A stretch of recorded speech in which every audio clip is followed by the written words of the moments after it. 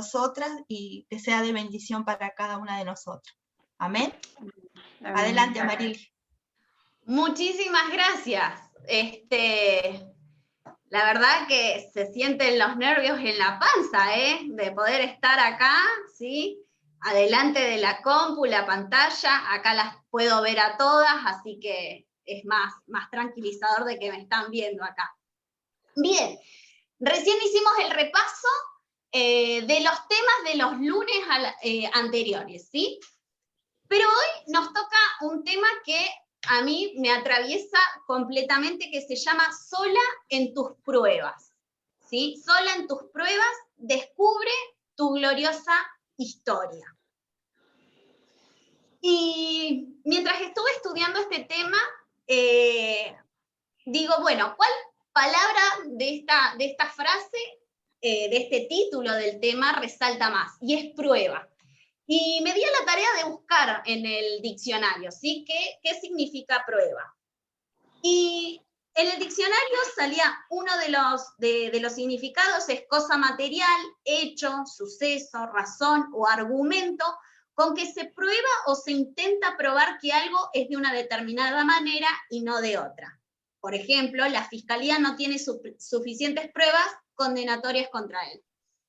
La verdad que no era un significado que yo me pudiera apropiar para el momento del tema que estamos hablando. Pero la otra acepción dice acción de probar a alguien o algo para conocer sus cualidades, verificar su eficacia, saber cómo funciona o reacciona o qué resultado produce. Y yo pensaba, a veces necesitamos ser probadas nosotras, ser probada nuestra fe, ¿sí? Para poder saber en qué lugar estamos, en qué posición estamos como hijas de Dios, ¿sí? Y acá, de todas las que estamos, todas hemos estado pasando alguna dificultad, alguna prueba, alguna crisis, ¿sí? A veces se nos presentan crisis de último minuto y no sabemos qué hacer y parece que no nos dan las manos. Algunas son pruebas que, como yo lo suelo pensar, como el colegio, ¿no? El Señor nos da una hoja en blanco donde tenemos que poner, ¿sí? Todo aquello que vamos aprendiendo en el paso de esta vida, ¿no? Y nos va probando en el carácter, en las relaciones con otras personas. Entonces, lo pensé desde ese lado. La escritora presenta dos ejemplos bíblicos.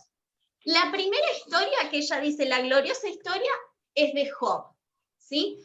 Acompáñenme a leer Job capítulo 1, versículo 1. Job capítulo 1, versículo 1.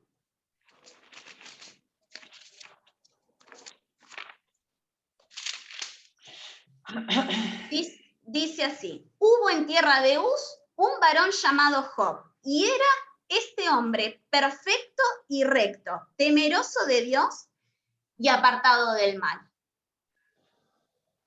La historia de este libro cuenta así que Job, a pesar de ser perfecto, recto, temeroso de Dios y apartado del mal, Satanás lo probó, ¿sí? Versículos más adelante, Satanás se presenta delante de Jehová y le dice, a ver, y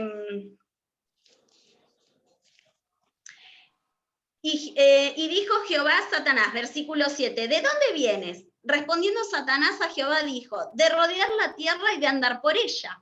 Y Jehová dijo a Satanás, ¿no has considerado a mi siervo Job, que no hay otro como él en la tierra, varón perfecto y recto, temeroso de Dios y apartado del mal?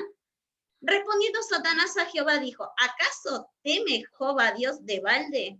¿No le has acercado alrededor a él y a su casa y a todo lo que tiene? Al trabajo de sus manos has dado bendición, por tanto sus bienes aún han aumentado sobre la tierra. Pero extiende ahora tu mano y toca todo lo que tiene, y verás si no blasfema contra ti en tu misma presencia. Luego de esto, bueno, Dios dejó que Satanás pruebe, ¿sí?, la vida de Job. ¿Qué pasó? Perdió los bienes, perdió sus hijos, le dio lepra, ¿sí? Todo en un lapso de tiempo así, rapidísimo. Pero es sorprendente lo que dice la Biblia acerca de Job. En el versículo 21 y 22 dice lo siguiente, y dijo Job, ¿sí?, hablando de Job, desnudo salí del vientre de mi madre, y desnudo volveré allá. Jehová dio y Jehová quitó. Sea el nombre de Jehová bendito. En todo esto no pecó Job, ni atribuyó a Dios despropósito alguno. Si bien más adelante en el libro de Job nos cuenta que llegó un momento en que Job preguntó por qué le estaba pasando esto. Y habían los amigos, la esposa, le llenaban la cabeza, hablando mal y pronto, ¿sí? Pero en un momento, cuando Job se humilla, guarda silencio, escucha, ¿sí? Escucha a Dios hablar. Acá la escritora dice, finalmente Job clamó a Dios y le hizo las preguntas que todas nos hacemos cuando estamos ahogadas en problemas. ¿Por qué? Pero Dios hizo silencio. Luego, hacia el final de la historia, Dios rompió el silencio y habló. Pero cuando lo hizo, no respondió las preguntas de Job. En cambio, le recordó en un recordatorio que abarca 4 capítulos que él era el creador y sustentador de la vida y que él sabía lo que estaba haciendo. En otras palabras, Dios le estaba diciendo, yo soy Dios y tú no. Cuando Job guarda silencio y cuando él vuelve a hablar, Job vuelve a hablar, dice lo siguiente, de oídas te había oído, mas ahora mis ojos te ven. Eso está en Job 42:5. Qué bello es pensar que a pesar de todo lo que él había pasado, de todo el sufrimiento que había estado en esta tierra teniendo Job, él no pecó, ¿sí? Puede que haya preguntado por qué estaba pasando eso, pero él no pecó porque era recto delante del Señor. Y el otro ejemplo que esta hermana en su libro nos ponía era el de Noemí. Una mujer amargada por las circunstancias de la vida. ¿Se acuerdan la historia de Noemí? Creo que la mayoría de nosotros la conocemos, la historia de Noemí. Se casa, va a otro pueblo, tiene 2 hijos varones, los 2 hijos varones se casan, pero estos 3 varones que eran de su vida, así sus hijos y su esposo, mueren. Había un momento de mucha hambre en Israel, ¿sí? Y también ahí en el lugar donde ella estaba, en tierra extranjera, totalmente ajena, cultura ajena a ella. Ella no seguía a los dioses de este pueblo, y sin embargo, cuando ella toma sus cosas para volver a Israel, sus 2 nueras la acompañan. Pero finalmente la única que se queda con ella es Ruth, ¿sí? Y acá la escritora decía, Noemí perdió a todos los hombres de su vida, su esposo y sus hijos, en una tierra extraña en la cual se sentía muy sola. La vida no podía empeorar más para Noemí. Podemos percibir claramente su respuesta al ver que regresó a su ciudad natal y les dijo a sus amigas, no me llaméis Noemí, sino llamadme Mara, que significa amargura. Qué triste. Esta mujer desdichada sentía que la única palabra que podía sintetizar su propia existencia era la palabra amargura. ¿Cuántas veces, hermanas, yo pensaba mientras estaba preparando el tema, cuántas veces nos hemos sentido así de solas en un desierto donde parece que no hay nada, no hay nada más que nuestro dolor, nuestro llanto, la amargura. Nos preguntamos, ¿por qué, Señor, me pasa esto? ¿Por qué ahora? ¿O por qué tal cosa? y no podemos ver más allá de ese velo que está delante de nuestros ojos, que es la misma tristeza. Muchas veces, no sé si les ha pasado de tener los ojos llenos de lágrimas y no poder ver por las mismas lágrimas que uno tiene en sus propios ojos, porque no se puede ver mucho más allá cuando uno está llorando. Si no, compruébenlo con los niños pequeños cuando están llorando y tienen los ojos colmados de lágrimas y parece que no hay consuelo alguno. Y en esos momentos de prueba, de crisis, nosotras creo que también nos volvemos como Noemí, queremos llamarnos Mara porque la amargura es terrible. Y sin embargo, Dios estaba haciendo una obra tremenda, chicas, una obra tremenda. Noemí no podía visionar lo que estaba a futuro, porque el propósito de Dios que tenía, ¿sí? Dios tenía un plan más grande, el plan de un linaje que daría el origen al Mesías. Mire si Dios no obra con perfección en la vida de cada una de nosotras. Dios hace los planes perfectos para nuestra vida. Tal vez en el momento de la prueba, de la crisis existencial que podemos tener, no vemos el propósito del Señor. Y cómo nos cuesta, y me pongo en primer lugar, cómo me cuesta el decir, Señor, ¿para qué? Dame a través de tu palabra la respuesta y la salida a esto, que yo lo pueda lograr ver. Pero siempre se nos pone la primera pregunta, que es ¿por qué? ¿Por qué a mí? ¿Por qué me pasa esto? En vez de buscar el refugio y el consuelo en la palabra del Señor. Ahora, después de estos dos ejemplos, la escritora en el libro nos propone poder encontrar nuestra gloriosa historia. Así como Job tenía su gloriosa historia y también Noemí, a pesar de que ella se sentía sola y amargada, ¿sí? Tuvieron su gloriosa historia, porque tenían un propósito glorioso. Y acá las voy a invitar a leer Romanos 8:18. Vamos a Romanos.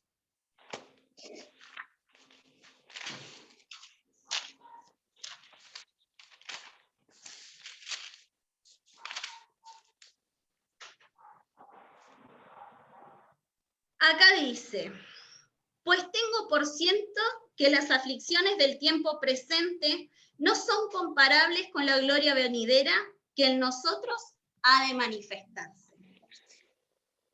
Leía Karina uno de los textos lemas de este tiempo, de estos lunes que hemos compartido, el de Jeremías 29:11, que dice, porque yo sé los pensamientos que tengo acerca de vosotros, dice Jehová, pensamientos de paz y no de mal, para daros el fin que esperáis.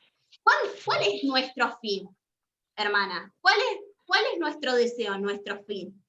Bueno, puestos los ojos en Jesús, ¿no? Dice un texto, el autor y consumador de nuestra fe.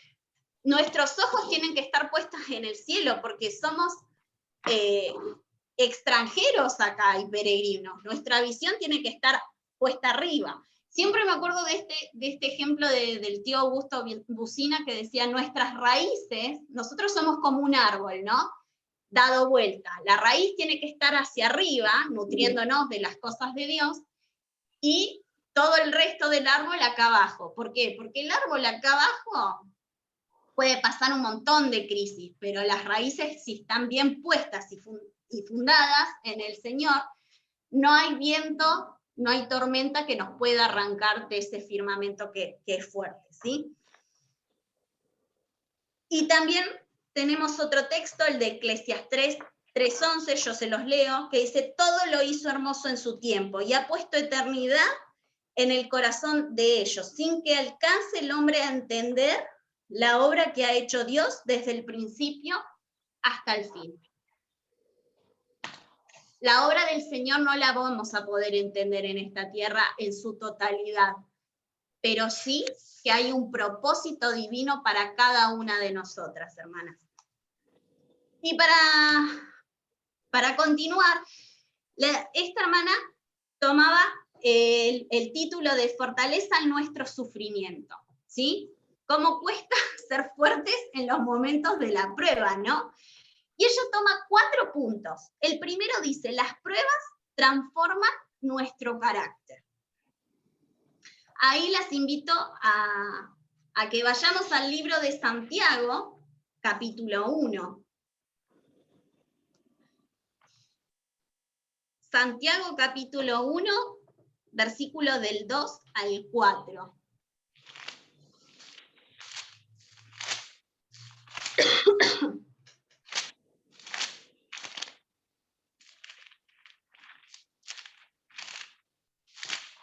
Dice así, hermanos míos, tened por sumo gozo cuando os halléis en diversas pruebas, sabiendo que la prueba de vuestra fe produce paciencia.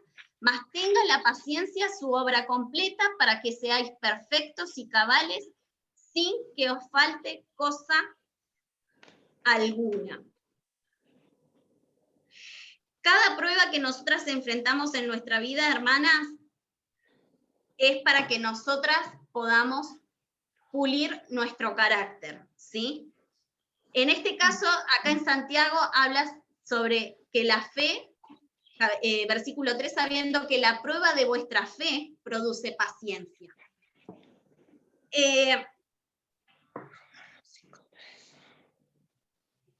Dice acá la escritora, tened por sumo gozo cuando halléis en diversas pruebas. ¿Tenemos por sumo gozo cuando nos hallamos en pruebas? Difícilmente parece posible, pero cuando nos enfocamos en el resultado, las mujeres que llegaremos a ser a través del proceso, la gloriosa historia que se está escribiendo en la trama de nuestra vida, el ministerio que Dios está desarrollando para nosotras y a través de nosotras, que un día animará a muchas otras personas, podemos tener razones para volver a sonreír. Amén.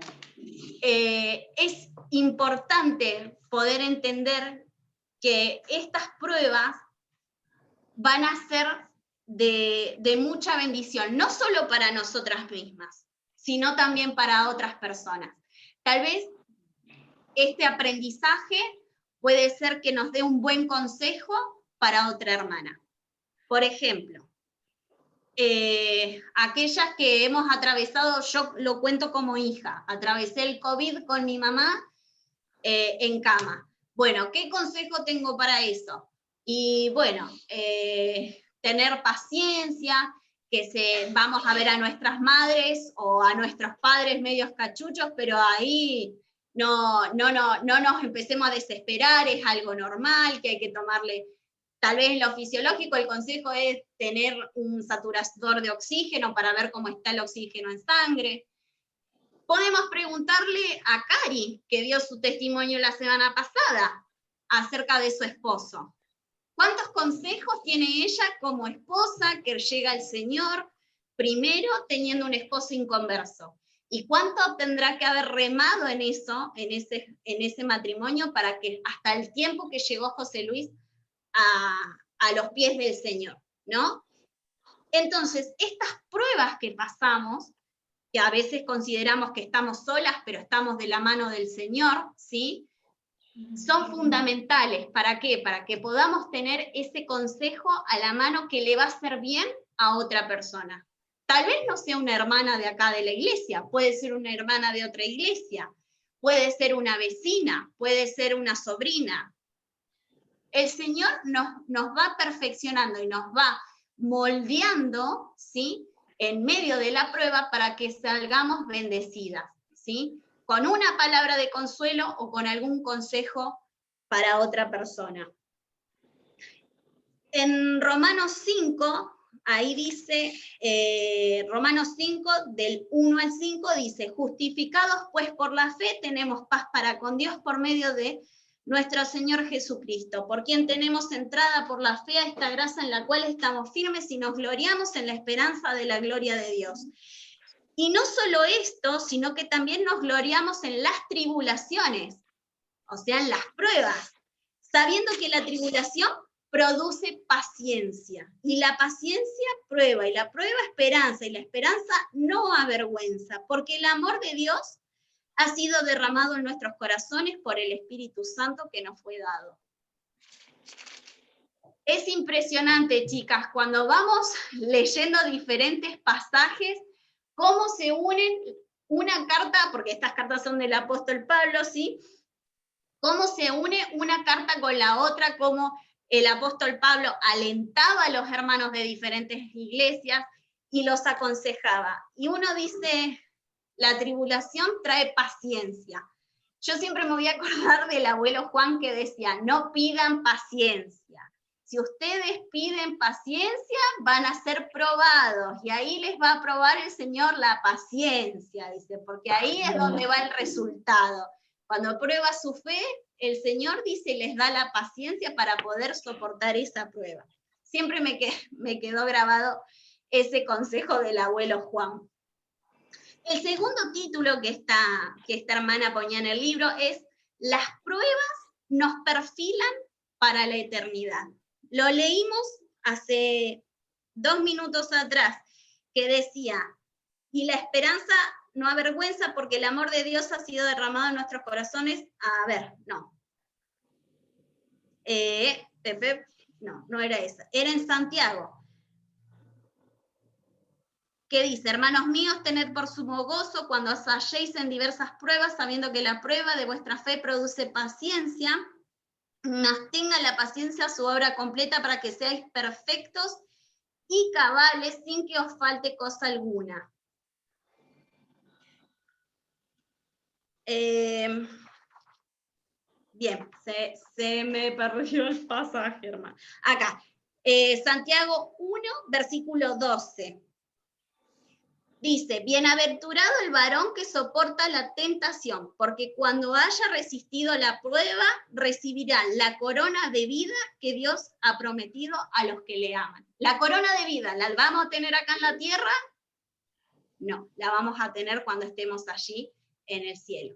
Entonces, muchas veces tal vez las cosas, los resultados no sean inmediatos, no las podamos ver acá, pero sí vamos a recibir una corona en el cielo, que no va a ser nuestra, la vamos a poner a los pies del Señor en su momento.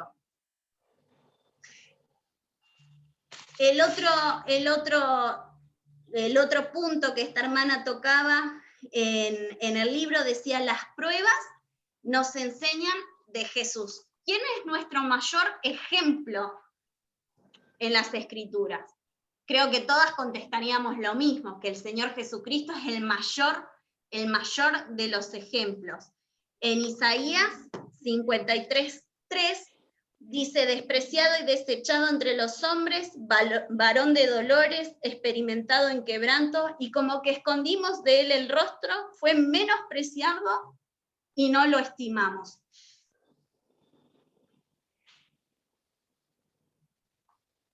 La escritora dice, él entregó muchas cosas, incluso su vida, por ti y por mí. Tal vez cuando nos sentimos solas, rechazadas, traicionadas o malentendidas, podemos identificarnos con lo que él soportó aquí en la tierra. Si bien podríamos pensar que es un precio alto a pagar, a cambio llegamos a conocer mejor y de manera personal al Dios Todopoderoso. Hablábamos con una persona el otro día, hace un par de días atrás, y decíamos, pensar que lo que vivimos nosotros como pruebas es nada a comparación de lo que nuestro Señor Jesucristo pasó. La misma Biblia decía que no tenían dónde recostar su cabeza. Y nosotras tenemos una casa, tenemos alimento, a veces nos puede escasear los alimentos, sí, pero tenemos abrigo, tenemos las necesidades básicas cubiertas, y vivimos en una época que, miren, tenemos la tecnología, tenemos internet, tenemos un celular, computadora, para poder conectarnos y poder estar juntas en un mensaje, ¿sí? En una reunión, compartiendo unas con otras.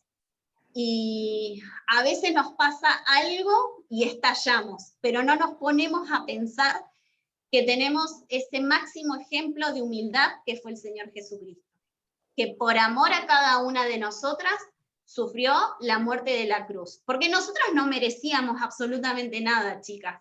Nada, nada de lo que tenemos, nada de lo que somos hoy nos merecíamos, porque Él fue todo misericordia con nosotros y nos dio la bendición de la salvación, ¿sí? Y tener, sobre todo, de tener la palabra, de lo que necesitamos. Cada vez que necesitamos auxilio, todos los consejos que se les pueda ocurrir, como chica soltera, como mujer casada, como viuda, como esposo, como esposa, todos los consejos familiares, todo tipo de consejos, ¿dónde lo tenemos? En la Biblia. Y si no es un consejo, tenemos historias de vida en la Biblia que nos enseñan qué pasos no tenemos que seguir. ¿Sí? Y el último punto que habla esta Cindy, que así es el nombre de la escritora, dice: las pruebas nos ayudan a consolar y ministrar a otros. Ahí acompáñenme a 2 Corintios, capítulo 1.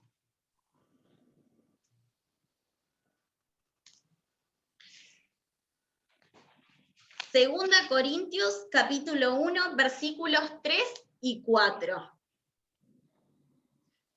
Dicen así: bendito sea el Dios y Padre de nuestro Señor Jesucristo, y Padre de misericordias y Dios de toda consolación, el cual nos consuela en todas nuestras tribulaciones, para que podamos también nosotros consolar a los que están en cualquier tribulación por medio de la consolación con que nosotros somos consolados por Dios.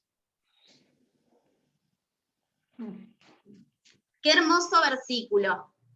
Qué hermosos versículos, para que podamos también nosotras, ¿sí? Pongámosle el femenino en esta tarde, para que nosotras podamos consolar a los que están en cualquier tribulación. ¿Por qué? Porque nosotras en cualquier prueba hemos sido consoladas por el amor de Dios. La semana pasada, les cuento esta experiencia ya para ir terminando, tuve que tomar una decisión muy difícil, muy difícil. Y esa decisión me nubló la vista. Por varios días me nubló la vista, porque todas saben que estoy terminando mi carrera. Bueno, hubo un obstáculo y tuve que dejar la última materia de la carrera. Y fue difícil, fue muy difícil, porque uno dice, tanto esfuerzo, tanto sacrificio, tantas lágrimas, pero esto uno puede sentirse consolado. Esa decisión la tomé el martes. El miércoles me conecto a una reunión y el hermano que tomó la reunión leyó Filipenses 4, que le quiero compartir. Filipenses 4, versículo 4. Y él estaba hablando sobre un salmo y él dice: ¿cuántas veces nos pasa que en el medio de la crisis no somos agradecidas, ¿no? Como hablaba anoche el hermano Marcelo, ¿sí? Y él decía: regocijaos en el Señor siempre. Otra vez digo, regocijaos. Vuestra gentileza sea conocida de todos los hombres. El Señor está cerca. Por nada estéis afanosos, sino sean conocidas vuestras peticiones delante de Dios en toda oración y ruego y con acción de gracias. Y la paz de Dios, que sobrepasa todo entendimiento, guardará vuestros corazones en vuestros pensamientos en Cristo Jesús. ¿No saben la paz después de leer ese versículo? Porque yo digo, le estoy dando lugar a una prueba, le estoy dando lugar al enemigo, a estar triste, a pasármela llorando, a pasar momentos de tristeza, porque en realidad son de tristeza. Pero digo, qué bueno que es el Señor, porque Él siempre me dice en la Biblia, regocijaos en el Señor siempre. ¿Recuerdan ese texto que también es un coro? Estad siempre gozosos, orad sin cesar. Dad gracias por todo. Y hablamos con papá y yo decía, qué difícil es poner en práctica el dar gracias por todo y el estar siempre agradecidas, no solamente cuando nos va perfecto o nos va bien, porque ahí es, obviamente, es en el mejor momento donde estamos gracias Señor, gracias por la bendición, sos tan bueno. Pero cuando las papas queman, como diría mi abuela, nos olvidamos de ser agradecidas, de estar gozosas. No significa que estemos felices con una sonrisa plantada en la boca, sino significa de no perder ese gozo que nos da el Señor, ¿no? Ese gozo de ser salvas, de entender que es la voluntad del Señor, de que las cosas si pasan porque el Señor lo permite. Y siempre ser agradecidas por lo que nos permite. Porque si no hubiesen pruebas, hermanas, si nosotras no tuviéramos dificultades en nuestra vida, hay algo que estaría fallando. Porque el Señor para poder darnos una enseñanza, tiene que probarnos. Y nos tiene que apretar a veces algunas clavijas. Es el ejemplo del alfarero. El alfarero en Jeremías, si no me equivoco, lo manda Jeremías a ver al alfarero, tiene barro, lo moldea, ¿sí? Lo mete al horno. El horno no es a mínimo, el horno está abrasador. Y sin embargo, el alfarero lo saca. Si tiene algún detalle, desarma esa vasija, la vuelve al mar hasta que queda perfecta. La obra terminada, chicas, de nuestra vida, de la obra que el Señor hace como alfarero en nosotras, la vamos a ver allá arriba. La obra terminada, la mejor vasija, el mejor vaso, todo yo me imagino todo pintado, cincelado, con ribetes, con cosas que nos identifican a cada una de nosotras. Pero esa obra terminada y final la vamos a ver en la eternidad. Mientras tanto, no nos olvidemos de este consejo del apóstol: regocijaos en el Señor siempre. Y el versículo 7, y la paz de Dios que sobrepasa todo entendimiento, guardará vuestros corazones y vuestros pensamientos en Cristo Jesús. Que en esta tarde, hermanas, podamos entender que la prueba no es para que estemos con un látigo, es para que podamos aprender cada día más del Señor, que podamos ver la voluntad del Padre en nuestras vidas y poder tomar de esos consejos, de las promesas del Señor que están en la Biblia para nuestra propia vida. Amén. Amén.